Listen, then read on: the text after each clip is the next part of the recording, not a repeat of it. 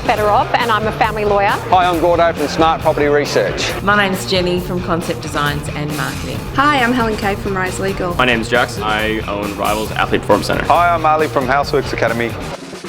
Result of joining Growth Club, I have found that I'm a lot more structured in my business, and tasks that I've been wanting to do for an extraordinarily long time, I'm actually getting done. Since joining Growth Club, I have been able to create a lot of efficiencies, which just means I have more time and I can manage the clients that we've got, really grown my referral network and gotten a lot of clarity on where I need to focus my energy going forward. It's a networking event. This is to talk about us and our brand and the things that we've done. If we can share some stories from our mishaps and all those kind of things, and people can take bits and pieces of knowledge from us, and then we're happy for them to move it on and share it on throughout their group. Anyone in small business that's serious about taking the next step, people that are teachable, people that are wanting to learn and expecting to grow.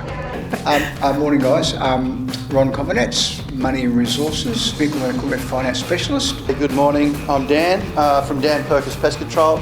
So we basically do everything you can think of pest control wise. Morning, Grant Patent Vision Accounting, business mentors, accountants and tax agents. Good morning, my name's David. I run Holiday Property Service here on the Gold Coast.